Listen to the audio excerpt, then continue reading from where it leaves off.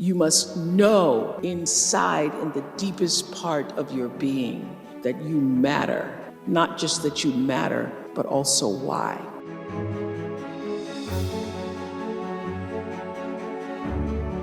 So for me, the foundational base of empowerment, of entrepreneurship, of any kind of engagement, the foundational base of my success, of my well-being, my wholeness, my everything is knowing who I am and where I come from. In my living room right now is a painting that I've owned now for 30 years. You can Google it. It's called To the Highest Bidder. And it's at the center of my house. And it's at the center of my house because it actually is symbolic of the foundation of not the house, but the foundation for my life. The painting is by Harry Roslin, who was a genre painter in the early 20th, late 19th century. And the painting's over 6 feet tall, and it shows a slave woman on the auction block holding her daughter's hand. And I cannot come in the door, my front door, or I cannot leave without passing that painting. I am reminded of where I come from every day of my life, and I am reminded because I never want to forget it. And in my library, I have a framed list of enslaved African-American people, remember I showed you, who were held in bondage on various plantations, listed in the ledgers alongside the cows and the horses and the buggies and the other property. And I pass this list every day. And often I stop in front of it and just speak their names out loud and their ages. Jonas, 11 years old, $500. Sarah, 41 years old, $900. Elizabeth, 57, $800. And I force myself to consider the absurdity and the obscenity of prices being affixed to each one should they be placed up for sale. And I sometimes just pause before them with a prayer, particularly before I have to make a big decision about one of my companies or whether I move forward or whether I stay still. It reminds me, speaking those names out loud, not only of where I've come from, but how far I have to go because of them. And it reminds me that I am never alone. It reminds me of what I've come through to get through. And even when I find myself in settings where I am the only Black woman, still, that kind of singularity, it doesn't make me uncomfortable. One of my favorite teachers is Gary Zukav, who says that authentic power is when you learn to use your personality to serve the energy of your soul. So you are the bigger soul that has a personality. When you figure out how to I have a big personality. It's lovely, it's charming, but it's not me. It's not me. I'm here to do my soul's work, and I use my personality to serve the soul's work. And everybody has a different talent. And the reason we're all so messed up is because you're looking at everybody else's talent and wishing you had some of their talent. All the energy that you spend thinking about, wishing about, being jealous of, envious of anybody else is energy that you're not only putting out, it's going to come back to you negatively, but you're taking that away from you. All your energy should be forced on, what do I have to offer? What do I have to give? How can I be used in service? Because Dr. King's message of not everybody can be famous, but everybody can be great, because greatness is determined by service. And there is not a job in here that you can do that you don't switch the paradigm to service and not make that job more fulfilling.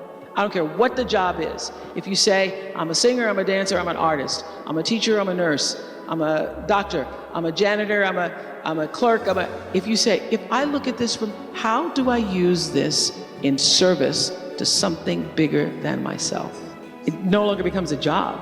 It becomes an offering to the world. And that is why you're here. And when you can line up with whatever that is, line up with that. And all you have to do is keep asking the question. And ask the question in purity, not in, when's it gonna come? The reason why I was number one for 25 years is because I figured out early on There is no story anybody has ever heard that somebody else hasn't experienced. Nothing. And I also figured out, probably maybe the first or second year, that all pain is the same. That a mother in Somalia feels the same way as a mother in Seattle when she loses her child. And the common denominator in the human experience is our emotions and our feelings.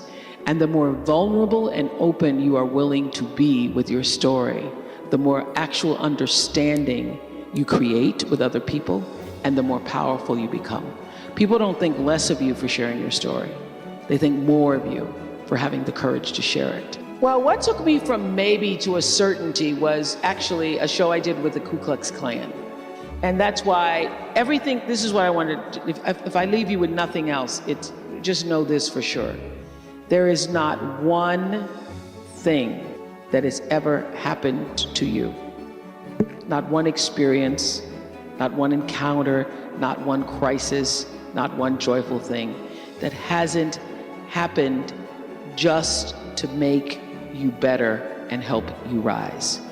Every single thing you're calling in, whether you know it or not, when you figure out that you are calling it in, you actually start meditating or praying or doing or having a spiritual practice, which is the number one thing you need if you want to be successful in the world. You need something that gives back and nourishes you, regardless of what you call that. You need to fill your cup so that you can be so full, your cup runneth over and you have enough to give to other people. If you don't fill your cup, you end up dried up. You end up tired, exhausted, and don't have enough to give to other people. You end up resentful every time somebody asks you because your cup is empty and now they want some of yours. So your number one job is to fill your cup and make yourself whole. That's your job. So it went from calling to, I was happy to be on TV. I've been on TV since I was 19. I met my best friend Gail in Baltimore. I knew that wasn't my calling, being a television reporter. I hated it, she loves it.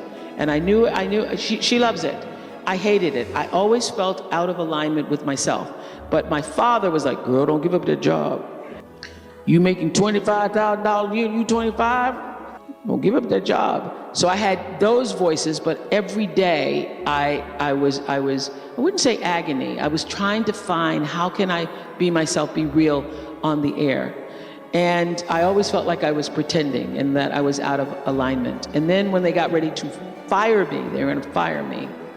But they didn't want to release me from the contract. So they thought, well, let's just pay her out and we can get her to do this talk show thing. So they literally put me on the talk show to get me out of the way. And the very first day, I sat on there interviewing the Carvel ice cream man about his multiple flavors, and Benny from All My Children. Remember? Benny used to be on All My Children. Those were my two first guests. And doing Dialing for Dollars in between. I knew that I had come home to myself.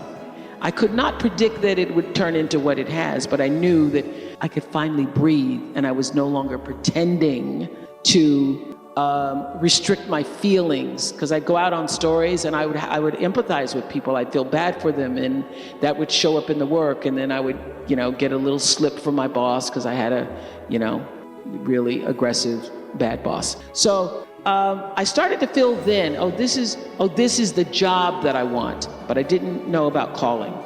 But everybody has a calling, and your real job in life is to figure out as soon as possible what that is, who you were meant to be, and begin to honor that in the best way possible for yourself. We have seen over the years on the Oprah Show so many people who've been able to rise to success in their life, and only able to rise to success because they answered the call.